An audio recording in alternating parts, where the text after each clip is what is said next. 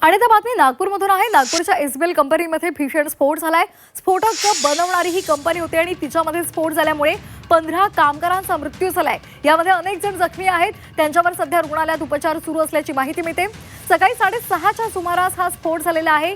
राऊळगाव इथे ही कंपनी आहे आणि या कंपनीमध्ये स्फोटकं बनवली जातात आणि त्याच कंपनीमध्ये हा भीषण स्फोट झालाय। यामध्ये 15 कामगारांचा मृत्यू झालेला आहे। सकाळी 6:30च्या सुमारास ही भीषण दुर्घटना घडली आहे। काही कामगार जखमी आहेत आणि त्यांच्यावर जवळच्या रुग्णालयामध्ये उपचार सुरू आहेत।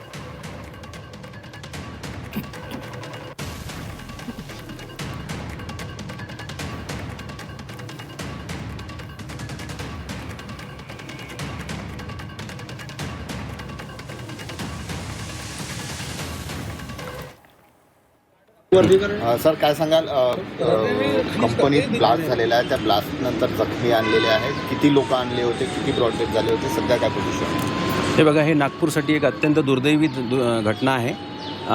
SBL सोलार एक्सप्लोजिव्ज नावाची एक प्रायव्हेट कंपनी आहे बाजारगावच्या समोर। सोलार नाही आहे, फक्त SBL एक्सप्लोजिव्ज म्हणून आहे आणि त्या फॅक्टरीमध्ये सकाळी 7:30 वाजता ब्लास्ट झाला। त्याच्यात ज्या ऑन ड्युटी फिमेल्स होत्या, टोटल मला वाटतं एका शिफ्टमध्ये 20 बायका काम करतात, त्यातल्या 18 फिमेल्स हे आमच्याकडे ॲडमिट झालेल्या आहे। एक जण जी लेडीज आहे ती ब्रॉड डेड आहे आणि अशा प्रकारे ज्या केसेस ॲडमिट केलेल्या आहेत त्यातल्या सगळ्या केसेस सध्या आम्ही ICUमध्ये शिफ्ट केल्या। It's a mass casualty. त्याच्यामध्ये बऱ्याच लोकांना काही मांडीचं हाड, काही लोकांना हाताचं हाड सुद्धा तुटलेलं आहे। 2-3 बायका शॉकमध्ये आहे, ज्यांचं ब्लड प्रेशर आणि पल्स हे सध्या not palpable and not reachable आहे। तर अशा प्रकारे बऱ्याच घटनांमुळे आपल्याला आता अर्जंटमध्ये जेव्हा या केसेस आमच्याकडे 7:30 वाजता फोन आला आणि 8:30 वाजता त्या ॲडमिट झाल्या, आमची टीम लगेच इथे तयार होती ऑरेंज सिटी हॉस्पिटलमध्ये आणि सगळ्यांना आम्ही लगेच सेंट्रल लाईन, कॅथेटरायझेशन, लॅब इन्व्हेस्टिगेशन्स करून आता आम्ही प्रत्येकाला ऑपरेशन थिएटरमध्ये घेत आहोत।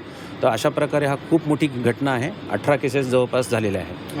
18 पैकी एक ब्रॉड डेड आहे आणि किती लोकांना ICUमध्ये टाकलं? नाही, सध्या तर सगळ्यांनाच आज ICUमध्ये ॲडमिट केलेलं आहे, 18च्या 18 लोकांना।